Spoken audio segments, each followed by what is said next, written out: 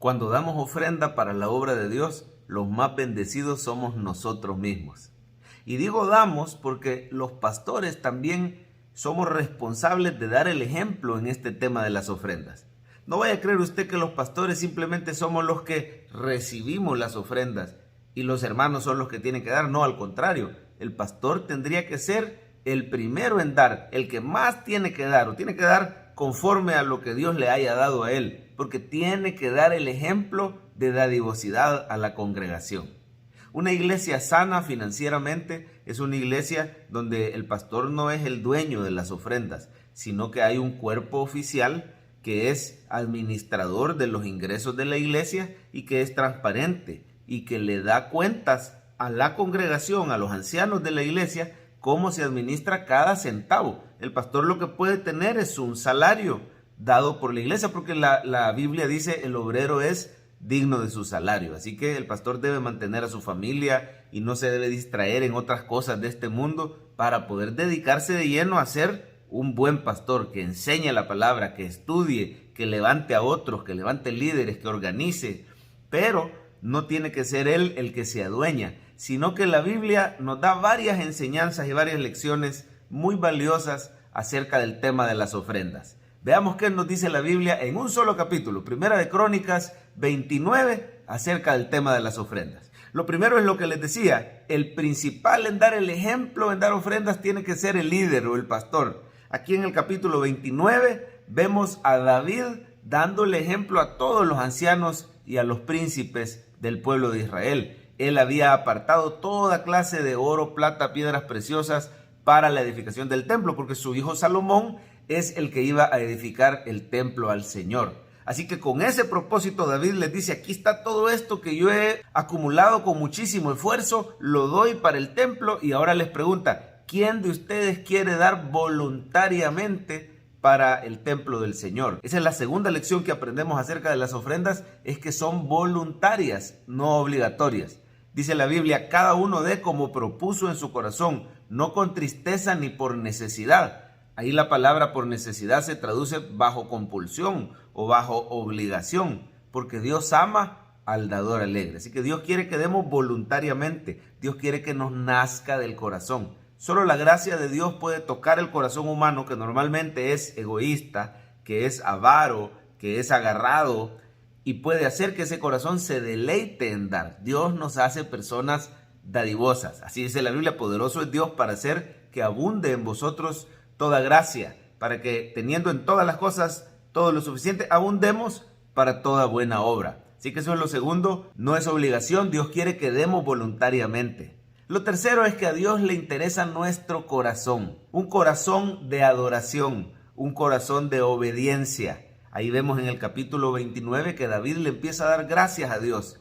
Y dice el versículo 9, se alegró el pueblo por haber contribuido voluntariamente porque de todo corazón ofrecieron a Jehová voluntariamente. Así que lo dieron de corazón, lo dieron como un acto de adoración. Ya casi al final del capítulo, David dice estas palabras.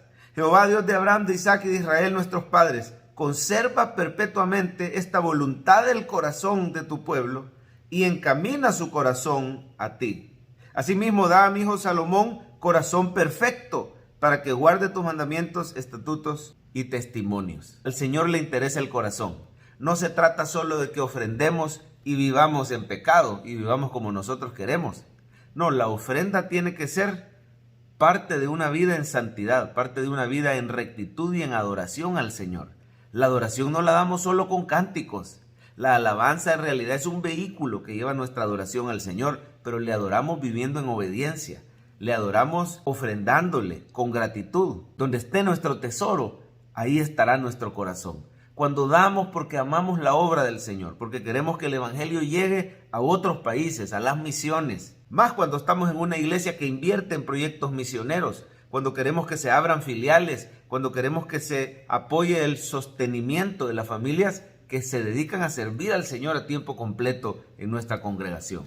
Otra enseñanza acerca de las ofrendas es que todo lo que tenemos en realidad es de Dios. El dinero que das en la ofrenda, el tiempo que das cuando le sirve, los dones, los talentos, todo es del Señor. De lo recibido de su mano, es que le damos. Así dice David, en ese mismo capítulo está adorando a Dios y dice, ¿quién soy yo y quién es mi pueblo? Versículo 14, para que pudiésemos ofrecer voluntariamente, pues todo es tuyo y de lo recibido de tu mano te damos. Más abajo en el 16 dice, toda esta abundancia que hemos preparado para edificar casa, de tu mano es. Todo es tuyo. No hay nada que le demos a Dios que no nos haya dado Él a nosotros primero.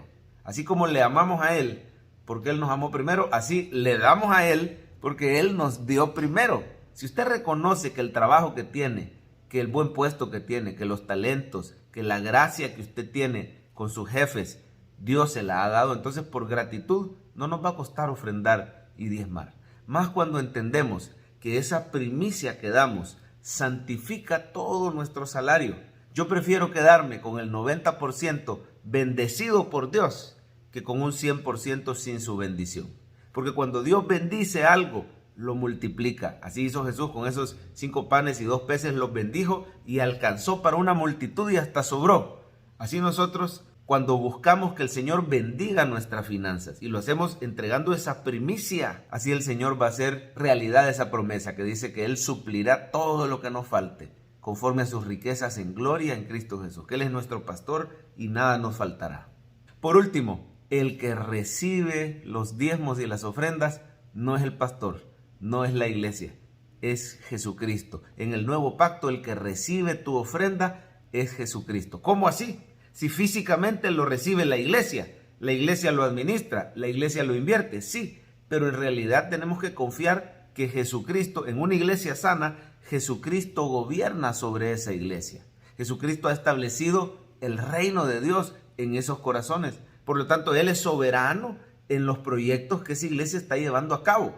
Cuando Él manda la gran comisión y dice, yo estoy con vosotros todos los días hasta el fin del mundo, ahí estamos entendiendo que Él mismo está yendo con nosotros en la labor evangelística de la iglesia.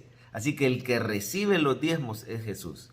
Así lo enseña la Biblia, ¿verdad? Mire, por ejemplo, en el capítulo 29, en el versículo 5, David pregunta, ¿quién quiere hoy hacer ofrenda voluntaria a Jehová? La ofrenda es a Jehová. La iban a recibir los sacerdotes, la iban a invertir ellos, pero la ofrenda la estaba recibiendo Jehová.